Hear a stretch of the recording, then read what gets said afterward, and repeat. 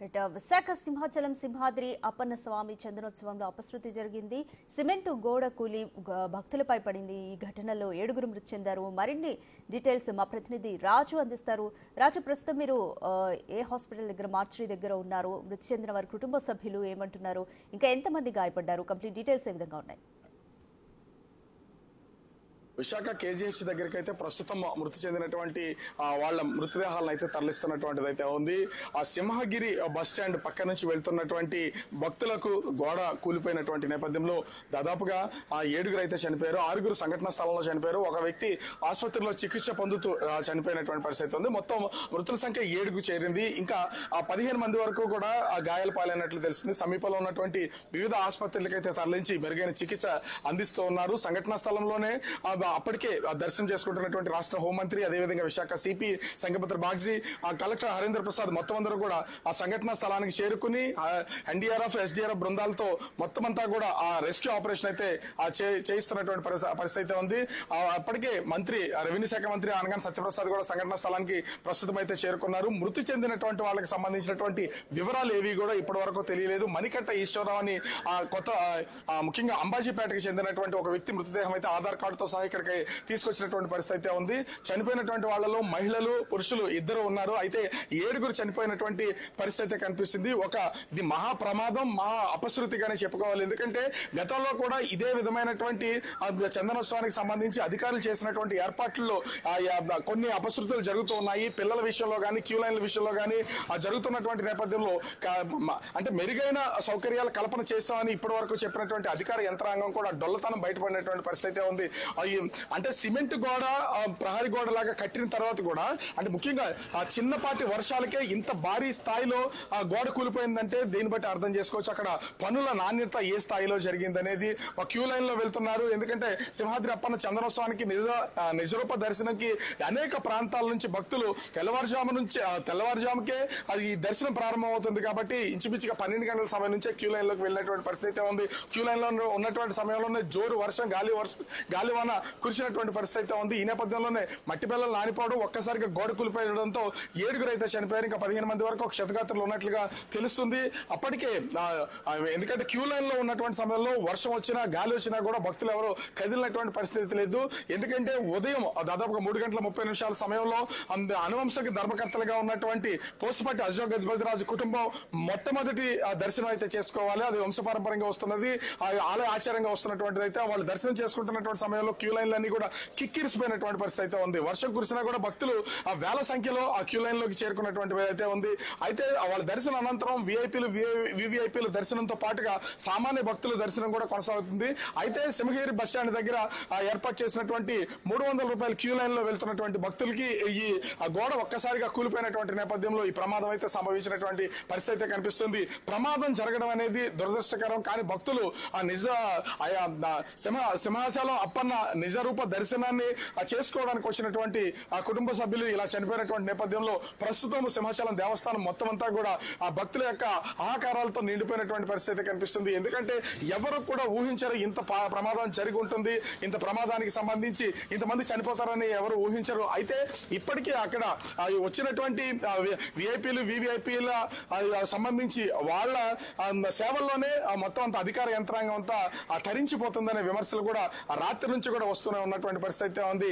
అది సౌకర్యాలకు సంబంధించి భక్తులు అంటే వేల సంఖ్యలో వస్తారు. దాదాపుగా 2 లక్షల మంది భక్తులు 24 గంటల్లో దర్శనం చేసుకుంటారని తెలుస్తుంది. అయినా కూడా అంతమంది భక్తులు వస్తున్నటువంటి నేపథ్యంలో ఏర్పాట్లు అనేవి పటిష్టంగా ఉండాలి. ఎక్కడ అంటే వర్షాలు కురిసినా నిన్న సాయంత్రం నుంచి కూడా వాతావరణం పూర్తిగా మారిపోయినటువంటి పరిస్థితి ఉంది. నిన్న సాయంత్రం చెదురుమదురుగా తుంపర్లు పడినటువంటిది అయితే ఉంది. అట్లాంటి సమయంలో కూడా వాతావరణంలో మార్పు వస్తుంది, వర్షం వచ్చే అవకాశం ఉంటుంది, గాలి వల్ల ఉంటాయి. ఇంకేమైనా పటిష్టమైనటువంటి ఏర్పాట్లు చేయాల్సిందా లేదా, కొన్ని జాగ్రత్తలు తీసుకోవాలని అక్కడ సింహాచలం దేవస్థానానికి సంబంధించిన అధికార యంత్రాంగాన్ని, జీవీఎంసీ కానీ, జిల్లా కలెక్టర్ యంత్రాంగం కానీ, పోలీసులు కానీ చేపట్టాల్సినటువంటిది అయితే ఉండాలి. కానీ ఎవరు అది చేపట్టకుండా నార్మల్ గానే వాళ్ళు రోజువారీ పనుల్లాగా చేసినటువంటి నేపథ్యంలోనే ప్రమాదం జరిగిన వెంటనే రెస్క్యూ చేయడం కూడా చాలా కష్టంతో కూడుకున్నటువంటి పని అయింది.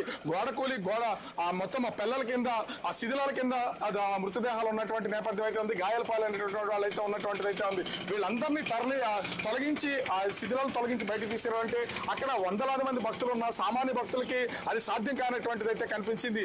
ఎస్డీఆర్ఎఫ్ ఎన్డీఆర్ఎఫ్ బృందాలు వెళ్లి మొత్తం అంతా కూడా వాటన్నింటిని క్లియర్ చేస్తే ఇప్పటికీ 7 మృతి చెందినట్లుగా సమాచారం అయితే అందుతుంది. మొత్తం ఇప్పటికీ ప్రభుత్వ ఆసుపత్రికి అయితే 4 మృతదేహాలు అయితే చేరుకున్నాయి. అంటే సంఘటనా స్థలంలోనే 6 చనిపోయారు, మరొకరు చికిత్స పొందుతూ చనిపోయినటువంటి పరిస్థితి అయితే ఉంది. అంటే ఇంత మంది చనిపోయినా కూడా ఇప్పటికే అధికారులు ఏ ఒక్కరు కూడా ఈ ప్రమాదానికి సంబంధించి నోరెత్తి మాట్లాడుతున్నటువంటి పరిస్థితి అయితే లేదు. రాష్ట్ర హోంమంత్రి వంగలపూడి అంతా సంఘటనా స్థలంలో ఉండి ప్రస్తుతం అయితే పర్యవేక్షణ చేస్తున్నారు. అనగానే సత్యప్రసాద్ రెవెన్యూ శాఖ మంత్రి కూడా సంఘటనా స్థలానికి చేరుకున్నారు. సహాయ చర్యలతో పాటుగా చనిపోయినటువంటి వాళ్ళు సంబంధించినటువంటి వివరాలు అడుగుతున్నారు అక్కడ ఉన్నటువంటి బంధువులు. ఎందుకంటే వాళ్ళతో పాటు కలిసి వచ్చినటువంటి నేపథ్యంలో రైట్ రాజు, ఆ గోడ ఓల్డ్ గా కట్టిందా, అంటే చాలా కాలం క్రితం కట్టిందా, లేకపోతే రీసెంట్ గా కట్టిన నాణ్యత లోపం మనకు వచ్చేది ఈ సంఘటనని మొత్తంగా అధికారుల వైఫల్యంగానే చూడొచ్చా?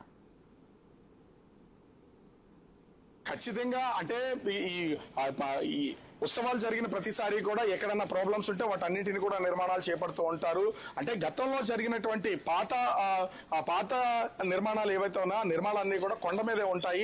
కొండ దిగునేవి కూడా పాత నిర్మాణాలు ఉండే అవకాశం అయితే లేదు. ఎందుకంటే ఒకటి పాత నిర్మాణాలు ఏమైనా ఉన్నా కూడా ఘాట్ రోడ్డుకి సంబంధించినటువంటి వాటిలో ఉంటాయి. నడకదారుల్లో కానీ కొండపైకి వెళ్లే ప్లేసెస్ లో కానీ ఉండే అవకాశం అయితే లేదు. ఇది సింహగిరి బస్ స్టాండ్ పక్కన ఉన్నటువంటి 300 రూపాయలు ఆ టికెట్స్ తీసుకునేటువంటి ప్లేస్ కావడం, అక్కడ నుంచి కూడా బస్సుల్లోకి తరలించే అవకాశం అయితే ఉంటుంది. కాకపోతే ఎక్కువ మంది భక్తులు ఒకే చోటకి చేరుకున్నటువంటి పరిస్థితి ఉంది. గతంలో కూడా ఈ ఒక్క చోటనే కాదు అనేక ఆలయాల్లో తిరుమల గానీ ఇతర ఆలయాల్లో గానీ ఈ ఎక్కువ క్రౌడ్ ఉన్నటువంటి నేపథ్యంలో ఖచ్చితంగా తొక్కిసలాట్లు జరుగుతున్నాయి, కొన్ని ఇబ్బందులు ఏర్పడుతున్నాయి, చనిపోతున్నటువంటి పరిస్థితి ఉంది. ఒక్కసారిగా అంతమంది భక్తులు వచ్చినటువంటి నేపథ్యంలో ఆ క్రౌడ్ ని కంట్రోల్ చేయాల్సినటువంటి బాధ్యత సెక్యూరిటీ చూస్తున్నటువంటి పోలీసులు గానీ లేదా ఆలయానికి సంబంధించినటువంటి సిబ్బంది వాలంటీర్లు వీళ్ళందరూ చేయాల్సినటువంటిది అయితే ఉంది. కానీ ఎవరు దీని మీద సరైన దృష్టి సారించలేదు. ఒక్కసారిగా గోడ విరిగి పడిపోయింది. ఆ గోడకు సంబంధించి అంటే అది తాత్కాలికంగా నిర్మాణం చేపట్టినట్లుగా తెలుస్తుంది. అక్కడ ఉన్నటువంటి శిథిలాలను బట్టి చూస్తే ఆ న్యూలీ కన్స్ట్రక్టెడ్ అంటే కొంతకాలం క్రితమే అది ఆ కన్స్ట్రక్షన్ చేసినటువంటి బిల్డింగ్ ఆ గోడగా మనకైతే తెలుస్తున్నటువంటి పరిస్థితి ఉంది. ఒక్కొక్క ఆ మృతదేహం కూడా ఇప్పటికే మరికొన్ని మృతదేహాలను ఆసుపత్రికి వచ్చిన తర్వాత అక్కడ నమోదు చేసి వాటన్నింటినీ కూడా ప్రస్తుతం అయితే కేజీహెచ్కి అయితే తీసుకొస్తూ ఉన్నారు. ఇప్పటికీ 4 మృతదేహాలని ప్రస్తుతం ఇక్కడికైతే తరలించినటువంటి పరిస్థితి ఉంది. అంబులెన్స్ లో మిగిలినటువంటి మృతదేహాలు కూడా ఒక్కొక్కటిగా ఇక్కడికి చేరుస్తూ ఉన్నారు. పిఎం పూర్తి చేసి వెంటనే బంధువులకు అప్పగించాలనేది అధికార యంత్రాంగానికి ఆదేశాలు ఉన్నటువంటి నేపథ్యంలో వచ్చినటువంటి మృతదేహాలు అన్నింటినీ కూడా ఆ వివరాలు సేకరించి ప్రస్తుతం అయితే వాళ్ళు తరలిస్తున్నటువంటి పరిస్థితి కనిపిస్తుంది. మనము విజువల్ లో కూడా చూడొచ్చు.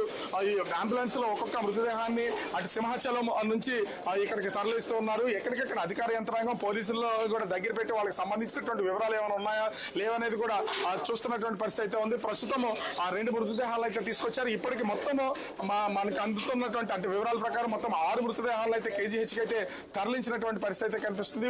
అవి చనిపోయినటువంటి వాళ్ళకి సంబంధించి బంధువులు కానీ కుటుంబ సభ్యులు ఏ ఒక్కరు కూడా ప్రస్తుతం అయితే ఇక్కడికి వచ్చినటువంటి పరిస్థితి అయితే లేదు. ఎందుకంటే ఎవరు చనిపోయారు ఏంటనేది కుటుంబ సభ్యుల్లో ఇప్పటికి కూడా ఒక క్లారిటీ అయితే లేదు.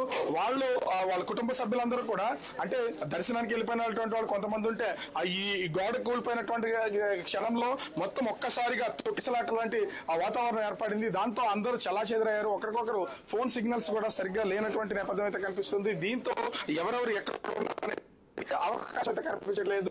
సో కుటుంబ సభ్యులు కూడా ప్రస్తుతం ఏ ఒక్కరు మార్చి దగ్గరికి అయితే చేరుకోవట్లేదు. చనిపోయినటువంటి బాడీస్ ని మాత్రం ఒక్కొక్కటిగా ఇక్కడికైతే కేజీహెచ్కి అయితే తరలిస్తున్నారు. వాళ్ళకి సంబంధించినటువంటి అంటే గుర్తించి చనిపోయినటువంటి వ్యక్తి ఎవరు అనేది గుర్తింపు లేకపోవడంతో వాళ్ళని ఐడెంటిఫై చేయడం కష్టంగా అవుతుంది. ఒక స్లిప్ తో ఈ చనిపోయినటువంటి వాళ్ళు వివరాలు తెలియకపోయినా కూడా చనిపోయింది పురుషుల లేదా స్త్రీ అనేది వాళ్ళు దాని మీద ఒక స్లిప్ మీద రాసి ప్రస్తుతం ఆ మృతదేహాలు అయితే తరలిస్తున్నటువంటి పరిస్థితి కనిపిస్తుంది. ప్రస్తుతం వచ్చినటువంటి మృతదేహాల్లో ఒక మహిళ అదేవిధంగా ఒక పురుషుని అయితే తీసుకుని వచ్చారు. చనిపోయినటువంటి వాళ్ళ కుటుంబ సభ్యులకైతే ప్రస్తుతం అక్కడ సింహాచలం టెంపుల్ మీద ఆ ప్రమాదం జరిగినటువంటి ప్లేస్ లో అధికారులు అయితే వివరాలు అడిగి తెలుసుకుంటున్నారు. మీకు సంబంధించినటువంటి కుటుంబ సభ్యులకు సంబంధించినటువంటి వాళ్ళు ఎవరైనా మిస్ అయ్యారా, మిస్ అయితే వాళ్ళ వివరాలు ఇవ్వండి అని ప్రస్తుతం అయితే అధికారులు అయితే అడుగుతున్నటువంటి పరిస్థితి కనిపిస్తుంది. ఇంత ఘోరమైనటువంటి ఈ ప్రమాదాన్ని బహుశా ఎవరు కూడా ఊహించి ఉండరు. అలా ఇంత ప్రమాదం జరుగుతుందని ఎవరికి తెలిసి ఉండదు. కానీ జరిగినటువంటి ఈ ప్రమాద విషయంలో ఇప్పటికే అంటే అధికార యంత్రాంగం మంత్రులు కూడా దిగ్భ్రాంతి వ్యక్తం చేస్తున్నటువంటి పరిస్థితి కనిపిస్తుంది. ఆలయానికి సంబంధించి ఈ దర్శనం చేసుకుంటున్నటువంటి సమయంలో కూడా ఆ పోసుపాటి అశోక్ గజపతి రాజు, హోంమంత్రి వంగలపూడి అనిత, రెవెన్యూ శాఖ మంత్రి ఈ అనగాని సత్యప్రసాద్, అదేవిధంగా మంత్రి కొండపల్లి శ్రీనివాసు, టీటీడీ చైర్మన్ బిఆర్ నాయుడు, మొత్తం వీళ్ళందరూ కూడా ప్రస్తుతం అయితే ఆలయానికి వచ్చి ఈ దర్శనం చేసుకుంటున్నటువంటి సమయంలోనే ఈ ప్రమాదం అంతా జరిగింది. మొత్తం అందరూ కూడా అక్కడే ఉన్నటువంటి నేపథ్యంలో వీళ్ళంతా కూడా సంఘటన స్థలానికి అయితే చేరుకున్నటువంటిది అయితే మనము చూడొచ్చు. సంఘటన స్థలానికి చేరుకుని వీళ్ళందరూ కూడా పర్యవేక్షణ అయితే చేస్తున్నారు. ఎక్కడికక్కడ కూడా పూర్తి చేయాలని అధికారులకు ఆదేశించిన పరిస్థితి కనిపిస్తోంది. రాజు, మీరు అన్నట్టు వంగలపూడి అనిత, మంత్రి వంగలపూడి అనిత, జిల్లా కలెక్టర్, సిపి అందరూ కూడా ఘటనా స్థలంలోనే ఉన్నారు. ఇప్పటికే హోంమంత్రి వంగలపూడి అనిత కూడా గోడ నాణ్యతకు సంబంధించి విచారణకు కూడా ఆమె ఆదేశించారు. అక్కడున్న అధికారులకు ఎటువంటి సూచనలు చేస్తున్నారు? ఇంకా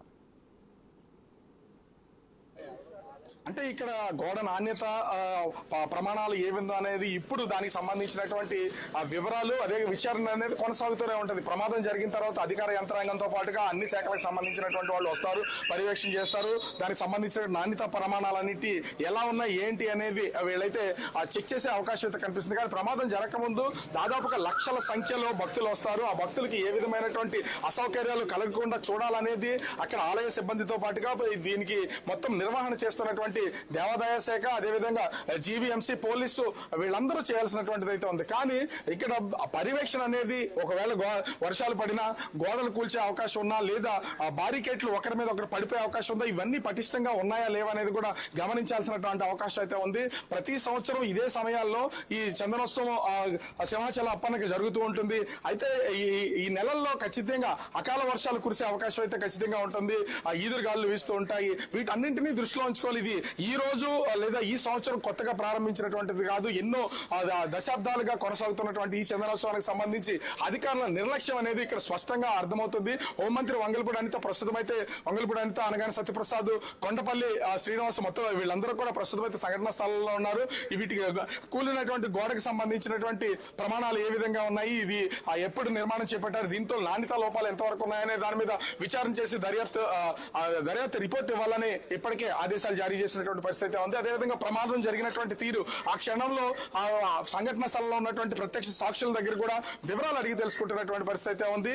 ఇక్కడ ఎన్ని వివరాలు అడిగినా కూడా అధికారుల నిర్లక్ష్య వైఖరి మాత్రం ఖచ్చితంగా కనిపిస్తుంది. ఎందుకంటే దాదాపుగా 3,000 మందికి పైనే అటు ప్రజాప్రతినిధులు కానీ, విఐపీలు వచ్చినటువంటి నేపథ్యంలో వాళ్ళ సేవలు తరించినటువంటి అధికార యంత్రాంగం మొత్తం అంతా కూడా సామాన్య భక్తులు చనిపోవడానికి ఒక కారణం అనే చెప్పుకోవాలి. ఇది అధికారుల మీద, వేరే ఒకరి మీద నిందలు వేస్తున్నటువంటి విధానం కాదు. కాకపోతే వాళ్ళు సరైనటువంటి పర్యవేక్షణ లేకపోవడం వల్లే ఇంతమంది చనిపోయారు. 7 భక్తులు ఒకే ప్లేస్ లో చనిపోయారంటేనే ప్రమాదం ఏ స్థాయిలో ఉందో అర్థం చేసుకోవచ్చు.